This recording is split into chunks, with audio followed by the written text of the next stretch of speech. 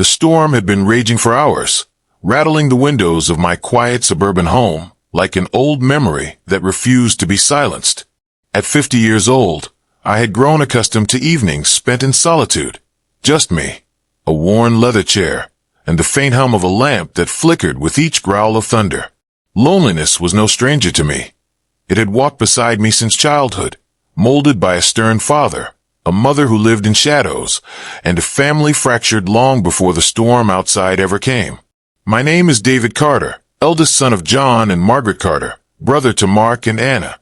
I had lived long enough to see how time exposes every crack in a family, every secret buried under the weight of silence. Some nights, those cracks echoed louder than thunder. Tonight was one of them. Before I go further, let me say this. If stories of family, betrayal, and redemption strike something inside you, don't forget to subscribe and follow this journey. Trust me, you'll want to stay until the very end, because what unfolded that night still chills me to this day. I remember sitting there, listening to the rain as it hammered the roof, like 1,000 tiny fists.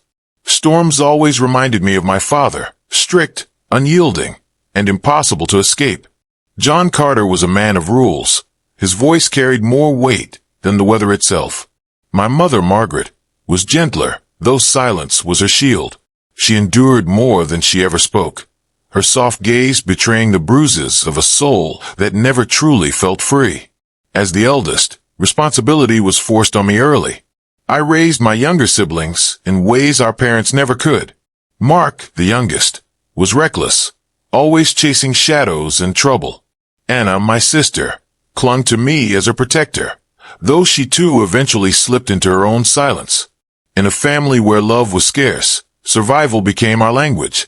I thought I had escaped all that when I turned 50, living alone, working quietly, and distancing myself from the ghosts of the Carter household.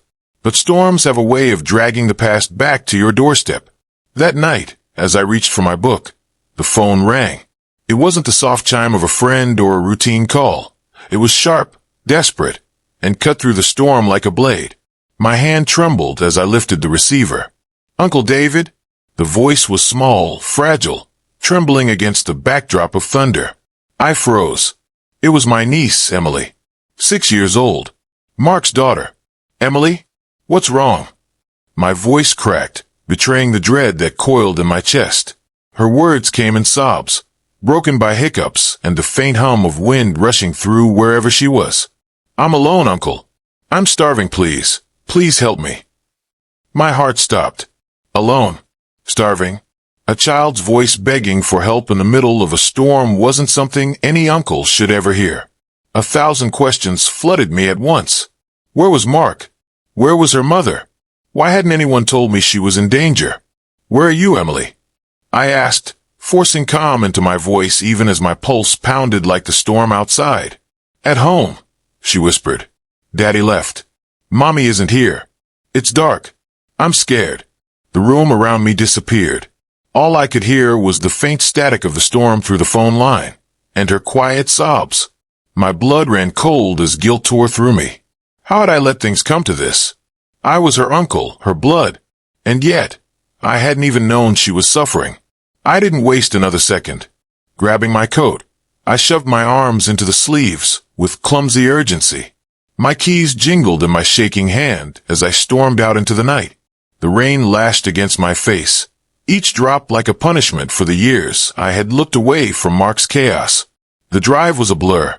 Streets swam under sheets of water, and my headlights carved narrow tunnels of visibility through the downpour.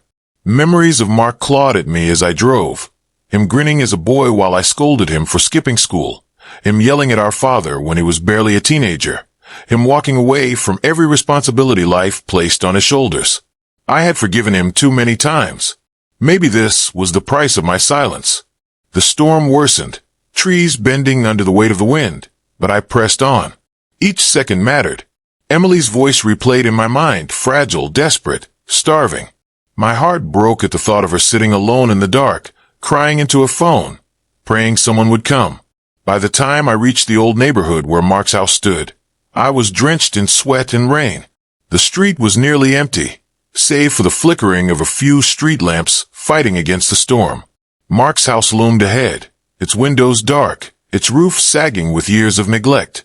I parked hastily and sprinted toward the porch, pounding on the door with urgency. "Emily, it's Uncle David. Open the door." Silence. Only the howl of the storm answered back.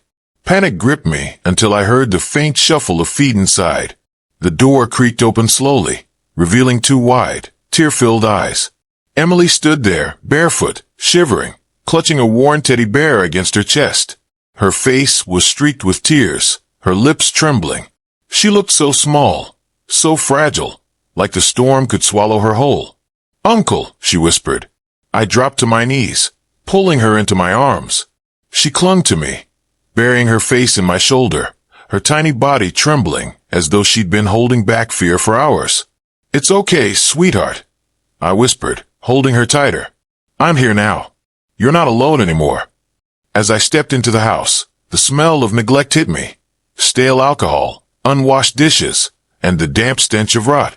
The living room was littered with empty bottles and crumpled papers. My chest tightened with rage. Mark had left his own daughter in this nightmare. That night, the storm outside no longer mattered. The real storm was inside this house, the storm of betrayal, abandonment, and the painful truth I had ignored for too long. And as Emily sobbed softly in my arms, I knew one thing with absolute certainty. Life as I knew it had just changed forever. When I held Emily that stormy night, her small hands clutching my jacket like it was the only anchor keeping her from drifting into darkness, I realized something that cut deeper than any thunder outside. My brother, Mark, had abandoned her. Mark, my younger brother. The boy I once carried on my shoulders, the boy I defended against the wrath of our father, the boy I believed would one day outgrow his recklessness. And yet, here was the proof of his failure standing barefoot in front of me, shivering and hungry. Emily was not just my niece anymore. She was a symbol of all the things Mark had cast aside. The innocence, the trust, the responsibility of fatherhood. She was his forgotten daughter. I settled her on the couch, wrapping a thin blanket around her trembling body. Her cheeks were flushed from crying, her eyes swollen, but even through her fear I saw something that broke me resilience. 6 years old, and already carrying the weight of neglect on her shoulders. "Have you eaten anything today?" I asked gently. She shook her head.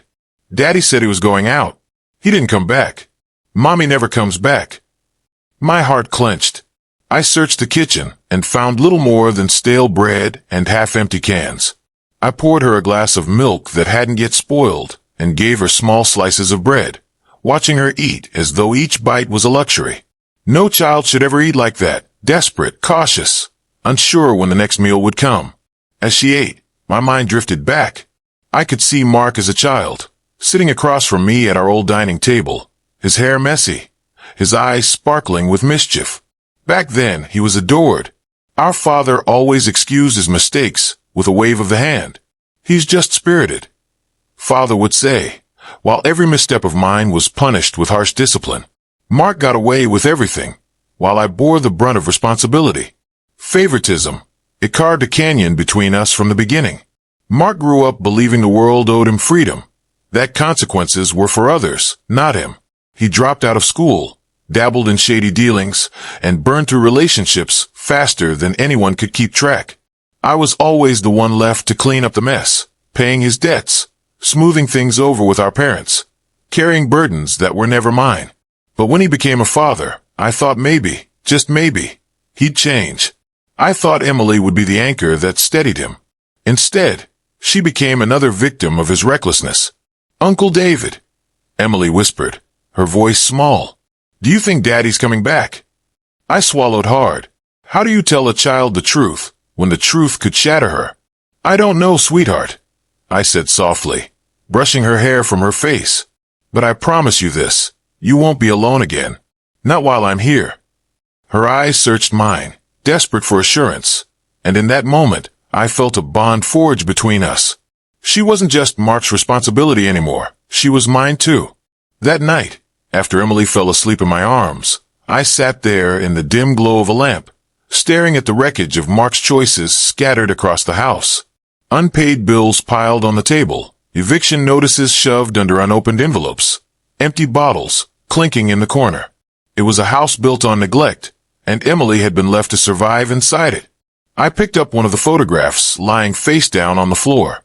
It was of Mark holding Emily as a baby, grinning like he had won the world. My throat tightened. Somewhere along the way, that smile had faded, and the responsibility of fatherhood had slipped through his fingers like sand. I couldn't understand it. How could he forget his own daughter?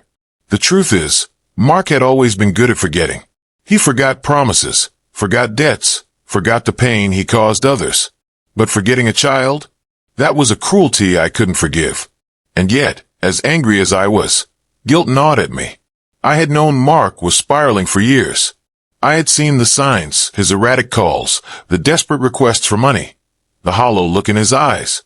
I had kept my distance, telling myself it wasn't my problem, that I needed to protect my own peace.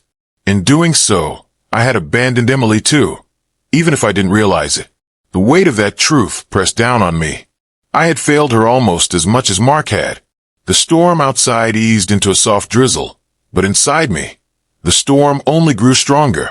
I thought about our parents, how father had always covered up for Mark, how mother had turned her eyes away from his flaws.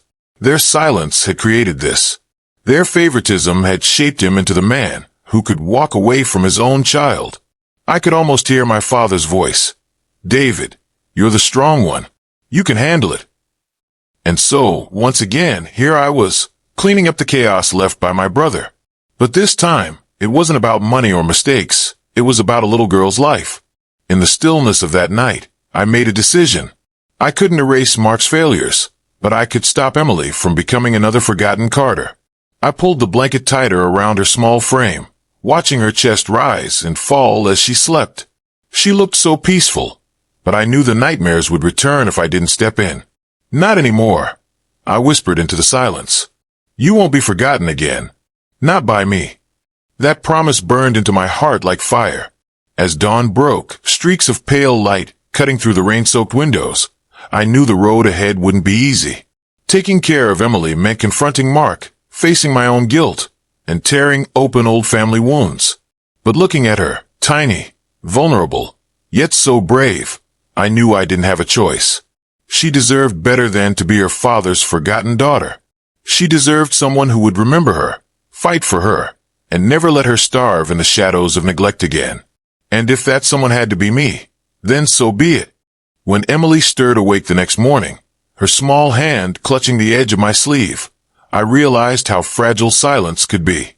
She whispered nothing, just looked at me with eyes too old for her 6 years.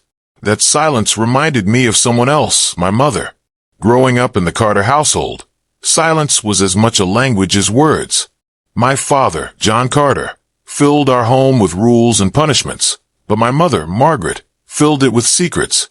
She spoke less than she knew, and carried truths that were never meant for children's ears. Yet, as children do, we noticed. We pieced things together in the dark, and sometimes what we imagined was worse than what was real. But not always. That morning, as I searched through Mark's house for food and some sense of order, I stumbled upon a worn shoebox tucked in the back of a cabinet. Inside were old letters, some from creditors, some from women whose names I didn't recognize, and one from our mother, written years ago but never delivered. The handwriting was unmistakable, slanted, careful, pressed into paper as though each word carried weight. David will always carry the burden, and Mark will always run from it. But if I don't protect Mark, your father will destroy him. My breath caught as I read. Protect Mark? From what? My father had been strict, yes, but this hinted at something more. I sat at the kitchen table, Emily drawing on scraps of paper with a stubby pencil she found, and my mind spiraled back through decades. I remembered the fights late at night, when I pretended to be asleep. My father's voice, sharp, unforgiving. My mother's voice, pleading, begging. I remembered one night in particular. Mark was 14. He had stolen money from our father's wallet, enough to make the old man furious. Father stormed into his room, belt in hand, and I could hear Mark crying through the walls. I had wanted to run in, to stop it, but Mother caught me in the hallway, her hands shaking as she whispered, "Please, David, Let me handle this. The next day, Mark had no bruises on his face, but there was a hollow look in his eyes, as though something had been beaten out of him anyway. The more I thought, the more fragments aligned. My father didn't just favor Mark. He controlled him with fear, while my mother shielded him with lies. I, meanwhile, was left to bear responsibility in silence. My parents had built a house not of love, but of secrets. Father's violence, mother's cover-ups, the quiet bargains that shaped us all. And in those secrets, Mark had learned something dangerous, that he could fail, run, even harm others, and someone, mother than me, would always clean up after him. As Emily drew shaky flowers on paper, I asked softly, "Emily, did your daddy ever tell you about your grandma and grandpa?" She shook her head. "He doesn't talk about them. Mommy said they were gone." "Yes," I said, my chest tightening. "They're gone now. But they weren't bad people. They just made mistakes." I didn't tell her the truth. Not yet. How could I tell a child that her father was the product of two people who thought silence could protect a family? Later that day, I took Emily outside for fresh air. The storm had passed, leaving puddles shining in the morning light.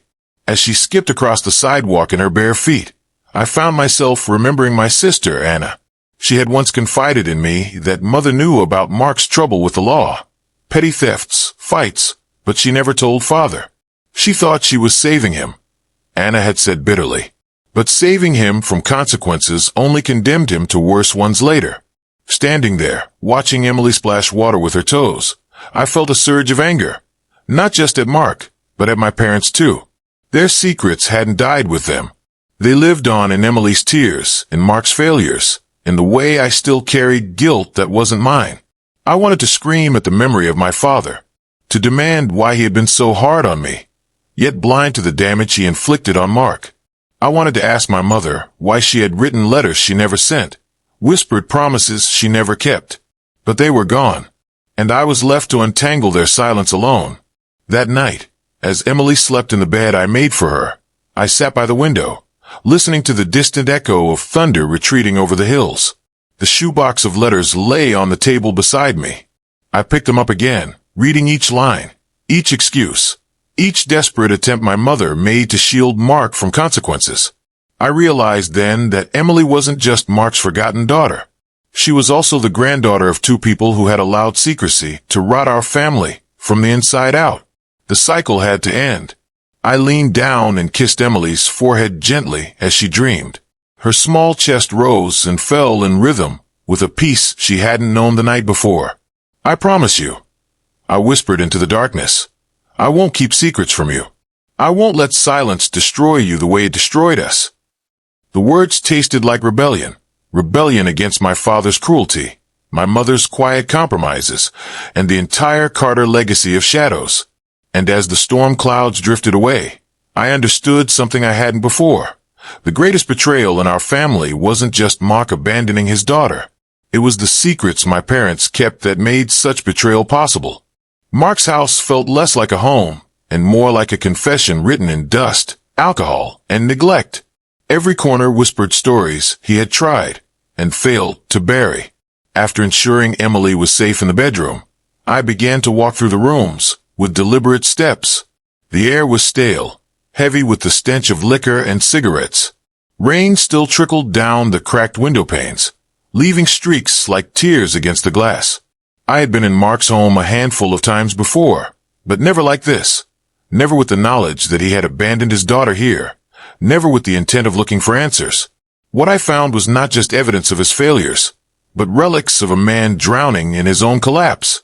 In the living room, empty bottles lined the floor like soldiers fallen in battle. A stack of unopened envelopes sat on the coffee table. Eviction notices, court summons, overdue bills. I picked one up, my chest tightening at the bold red letters stamped across it. Final warning. So he hadn't just failed Emily. He had failed himself completely. Beside the bills was something that stopped me cold. A series of threatening letters. I unfolded one, written in harsh, scrawled handwriting. "You think you can keep running? Pay what you owe, or you'll regret it." The pit in my stomach deepened. Whoever these people were, they weren't bluffing. Mark had dragged Emily into a dangerous world, One where his recklessness didn't just starve her. It put her life at risk. I moved deeper into the house, each room revealing another layer of his collapse. The kitchen sink overflowed with dirty dishes, their surfaces crusted with mold. The fridge was nearly empty. Only a carton of spoiled milk, a few bottles of cheap beer, and wilted vegetables.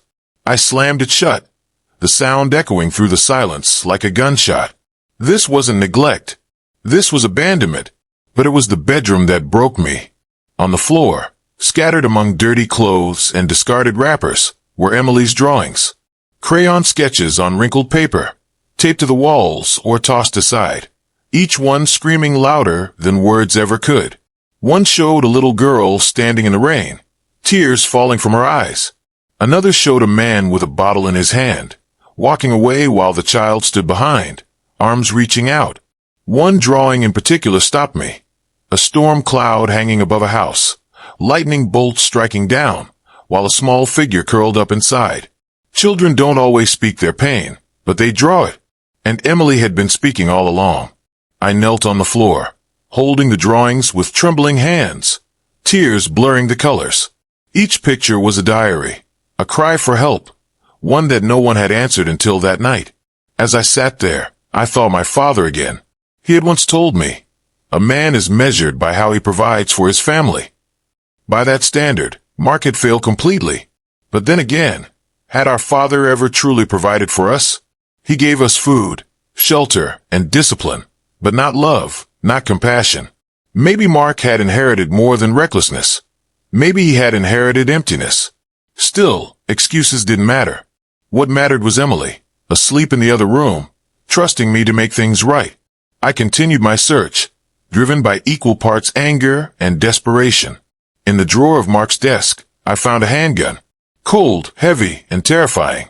My hand shook as I set it down carefully. What kind of life had he been living? Who had he gotten involved with? And more importantly, had Emily been left alone in a house with this? Beside the gun was a small notebook, its pages filled with frantic scribbles, debts owed, names, numbers. On one page, a line stood out.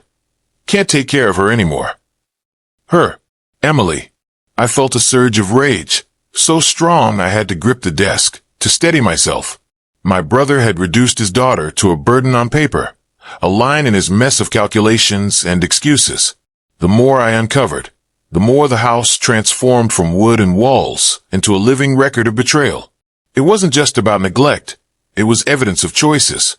Mark had chosen alcohol over food for his daughter. He had chosen debts over responsibility. He had chosen to run rather than face what he had created. And now, here I was, standing in the ruins, piecing together the fragments he left behind. When I returned to check on Emily, she was curled under the blanket, holding her teddy bear tight. She looked peaceful, but I knew better. Peace was fleeting when you lived in a storm. I sat beside her, the drawing still in my hands. I thought about the generations of Carters, our father's cruelty, our mother's silence, Mark's betrayal. It was as if the house itself carried their ghosts, demanding I confront them. But as I looked at Emily, I realized something else. The house didn't have to decide her fate. I did. That night, I packed some essentials, clothes for Emily, a few of her drawings, and the shoebox of letters I had found earlier. I couldn't leave her in that place another night. As I carried her out to my car, she stirred slightly, mumbling in her sleep. "Don't leave me, Uncle David." My throat tightened. "Never," I whispered back, fastening her seatbelt gently. The house stood behind us in silence, a monument to failure and pain. I knew I would return, not for Mark, but for answers, for closure. But Emily didn't belong there anymore. Driving away, the weight of the house still pressed on me. The bottles, the bills, the gun, the drawings. But alongside the weight was clarity. I had found what I needed to see. I had found the truth about Mark. And I had found my role, whether I was ready or not. Emily wasn't just my niece anymore. She was my responsibility. My daughter in all but name. And I would protect her, even if it meant standing against my own brother. The morning after that storm felt like a rebirth.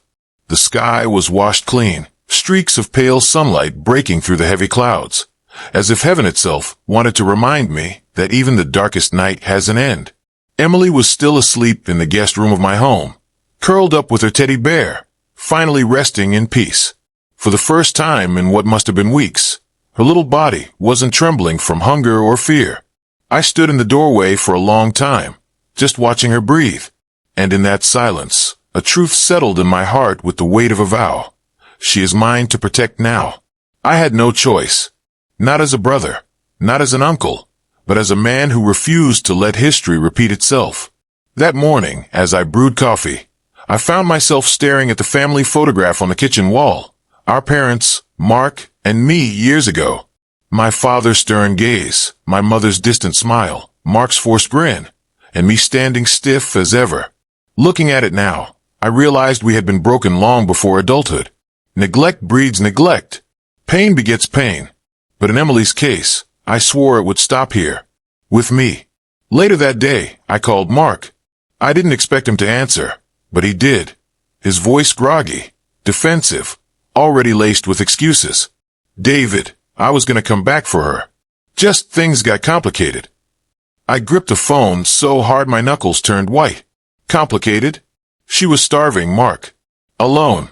Crying herself to sleep while you drowned yourself in bottles and debts. There was silence. Then a week. You don't understand. No, I cut him off. You don't understand. She's not going back to that house. Not now. Not ever. Another silence. Then he muttered, almost to himself, maybe she's better off with you anyway. And just like that, he hung up. I stood there for a long time, the dial tone buzzing in my ear. Anger surged through me, but underneath it was something else, pity. My brother had given up not just on himself, but on the one person who needed him most. It was in that moment I knew Mark wasn't coming back. And even if he did, he no longer had the right. Over the next few days, I made the calls that needed to be made. Social services. A lawyer I trusted. The paperwork began. Guardianship, custody. All the words that made official what my heart had already decided. Emily asked questions, of course. Where's Daddy? Is he coming back? Each time, I felt the weight of her gaze. Those big eyes searching for truth. I refused to lie. Your daddy is sick, sweetheart, I would say softly, brushing her hair back. But you don't have to worry anymore. You're with me now. And I'm not going anywhere. She would nod quietly, clinging to me with arms that felt far too fragile for the burden she carried. One evening, a week later, we sat on the porch together. She was coloring while I sipped coffee, watching the sunset bleed gold and crimson across the sky.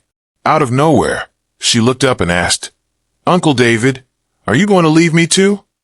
The question pierced deeper than any blade. For a moment my voice caught. Then I set down my cup, pulled her onto my lap, and looked her straight in the eye. No, Emily. Not today.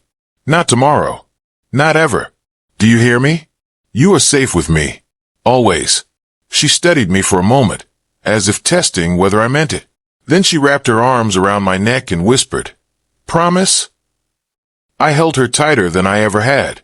Promise. And I meant it with every fiber of my being. Weeks turned into months, and slowly, the shadows of that stormy night began to fade. Emily laughed more often. Her appetite returned. Her drawings grew brighter. Gone were the storm clouds and lonely figures.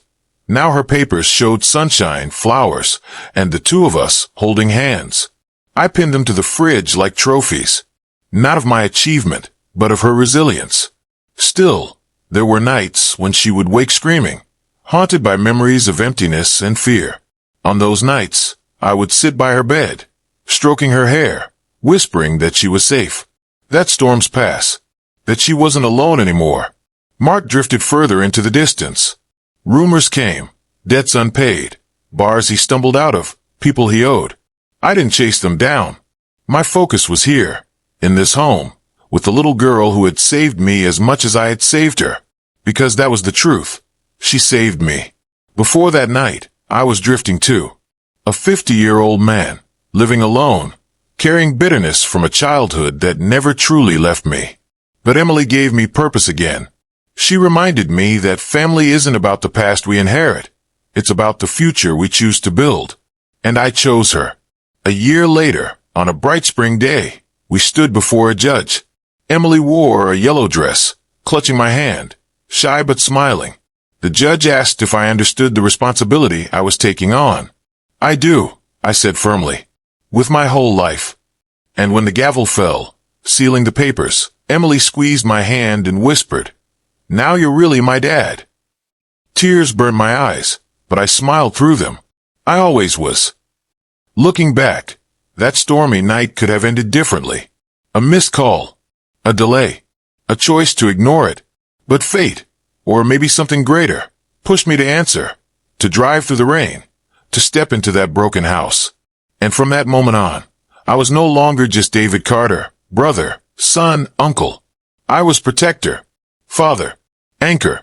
Emily's storm had brought me into the fire, but together, we found the light on the other side. And as long as I have breath in my body, I will keep the promise I made to her on that porch. She will never be alone again.